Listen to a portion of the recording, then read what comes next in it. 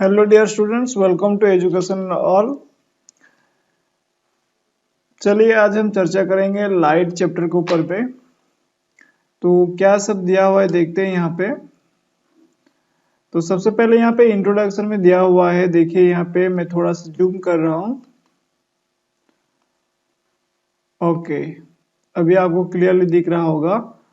Light हम लोग पढ़ रहे हैं किसके बारे में? लाइट के बारे में। तो यहाँ पे दिया हुआ है लाइट के बारे में, light is a form of energy. अगर हमें कहीं पे क्वेश्चन या फिर कहीं पे एक्सप्लेन करने की जरूरत पड़ा कि व्हाट इज लाइट, तो हम लोग इजीली कह सकते हैं light is a form of energy.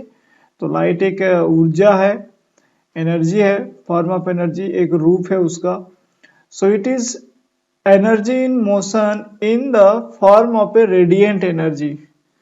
Radiant मतलब हमें समझना पड़ेगा, जैसे कि सन से क्या होता है, सन लाइट आते हैं सन से, वो हमारे ग्राउंड से फिर रिफ्लेक्ट होकर रिटर्न चले जाते हैं। तो जो आते हैं वो भी ऑलरेडी क्या है, यहाँ से रेडिएंट होके आते हैं ऑल डायरेक्शन में बराबर से। तो वो रेडिएंट मतलब होता है विकिरण। विकिरण यानी कि विकृत, यानी कि ये क्या है, मोशन, गतिशील अवस्था में होते हैं। सूरज से धरती तक पहुंचते हैं, तो ये पहुंचता है मतलब ये हमेशा क्या है, ये मोशन में रहता है, इसलिए इसको रेडिएंट एनर्जी कहते हैं। So it is energy in motion in the form of radiant energy. Okay, radiant समझ में आ गया, विकिरित ऊर्जा।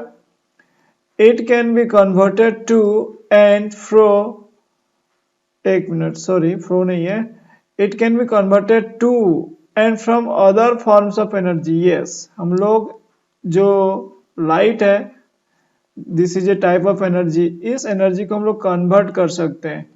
जैसे कि लाइट एनर्जी को केमिकल एनर्जी कौन कन्वर्ट करता है, आप लोग पढ़े हो फोटोसिंथेसिस प्रोसेस में, जो लीफ होता है वो कन्वर्ट करता है, केमिकल एनर्जी में स्टोर करके रखता है, जो फ्रूट के हिसाब से हम लोग उसको यूज करते हैं। It can travel through vacuum, vacuum यानी कि जहाँ पे हवा का मौजूदगी ना हो, वैक्यूम यानी कि clearly absence of air, there is no air. तो वैक्यूम में इसका स्पीड क्या होता है, 3 × 10⁸ मीटर पर सेकेंड, ये इसका स्पीड होता है। तो ठीक है, हम लोग ने क्या डाटा पाया यहाँ पे? पहले तो हमें मिला कि light is a form of energy है और वो एक मोशन स्टेट में रहता है, इसीलिए रेडिएंट एनर्जी भी कहलाता है, वो फॉर्म ऑफ रेडिएंट एनर्जी। ठीक है, इसे हम लोग अलग अलग एनर्जी में कन्वर्ट भी कर सकते हैं। केमिकल एनर्जी है, साउंड एनर्जी है, डिफरेंट टाइप ऑफ एनर्जी है, हम लोग देखेंगे आगे। और वैक्यूम, यहाँ पे हवा नहीं होता, वहां पे इसका स्पीड हो जाता है 3 × 10⁸ मीटर पर सेकेंड। ये फर्स्ट पैराग्राफ का इंपॉर्टेंट पॉइंट्स थे। ओके, अब आगे बढ़ते हैं नेक्स्ट पैराग्राफ। यहाँ पे क्या कहा गया है, the bodies which themselves are a source of light, that is which emit light are called luminous.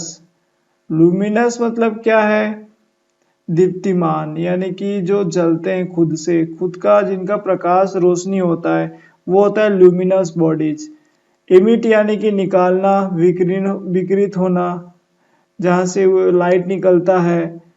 तो जो वस्तुएं, बॉडीज यानी कि वस्तु, पदार्थ, तो जिससे क्या होता है, खुद से, देमसेल मतलब खुद से, अपने से। ए सोर्स यानी कि स्रोत है, वो क्या का, लाइट का, लाइट का भंडार है, यानी कि जहां से लाइट मिलता है। जैसे कि मैं आपको एग्जांपल ले लेता हूँ, एक कैंडल, मोमबत्ती से भी हम लोगों को लाइट मिलता है, दीपक से, दीप से भी लाइट मिलता है। तो जहां से हमें लाइट मिलता है, जिस बॉडी से, वो क्या है, वो एक, उसे हम लोग लुमिनस बॉडी कहेंगे। ओके, जिससे नहीं मिलता है, नॉन लुमिनस बॉडी। तो आगे बढ़ते हैं, इसमें क्या क्या दिया हुआ है। एग्जाम्पल के तहत दिया हुआ है सन, सन से तो सारा संसार उजाला प्राप्त करता है। ए बर्निंग कैंडल, जलते हुए मोमबत्ती, एंड इलेक्ट्रिक बल्ब, जलता हुआ बल्ब, ये सब क्या है, एक एक लुमिनस बॉडी है। क्यों है? क्योंकि दे emit light. Okay, those bodies which do not emit light but are made visible by light falling from some luminous object on them are called non-luminous bodies. For example, the moon, the earth, a table, a chair. तो non luminous में क्या हो गया, light उनसे emit नहीं होता, लेकिन light से ये लोग दिखाई देते हैं, तो हम लोग उसको कहेंगे नॉन लुमिनस बॉडी। एग्जाम्पल के तहत लिया गया है मून। मून तो हो गया, मून के साथ साथ जो भी ऑब्जेक्ट का नाम लोगे जिससे प्रकाश नहीं निकलता वो हो गया आपका नॉन लुमिनस। तो second paragraph is also clear. Second paragraph में हम लोग ने क्या देखा, हमने देखा कि जो वस्तुएं प्रकाश देती हैं वो हो गया आपका लुमिनस बॉडीज, और जो वस्तुएं प्रकाश नहीं देते उसे कहते हैं हम लोग नॉन लुमिनस बॉडीज।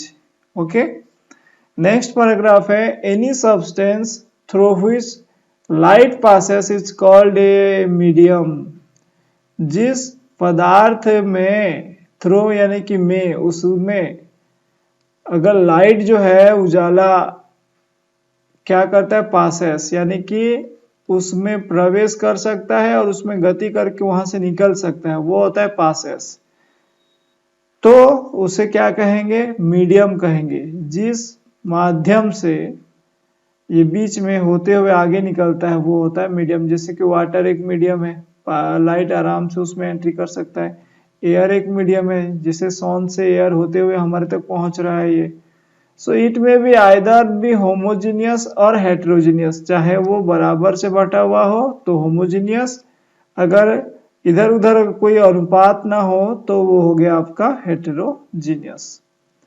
तो इस पैराग्राफ में हम लोगों को क्या समझ में आया, मीडियम किसे कहते हैं ये समझ में आ गया, होमोजेनियस और हेटेरोजेनियस उसके टाइप है। ओके, आगे बढ़ते हैं।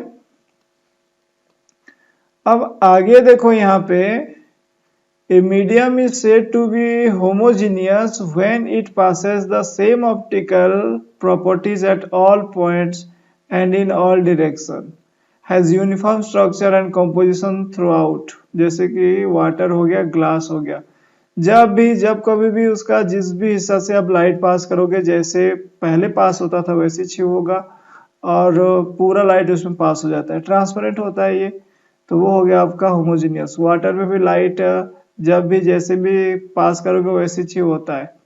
And water and glass are example of your homogeneous homogeneous medium. A medium which is said to be heterogeneous when the optical properties vary from point to point, that is your calcite or quartz.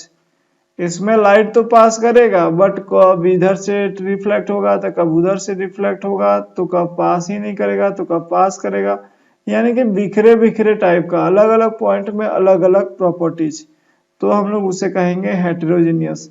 बराबर का properties तो हम लोग कहेंगे उसे homogeneous. Okay, तो हमें heterogeneous homogeneous का पता चल गया। अब आगे देखो, in a homogeneous medium light travels in a straight line path. Homogeneous में लाइट क्या होता है, उसको कोई डिस्टर्ब नहीं करते, वो सीधे आगे ही बढ़ता है, जिस डायरेक्शन में आगे बढ़ता है उसी डायरेक्शन में आगे बढ़ने का कोशिश करता है, straight line path. This is called rectilinear propagation of light.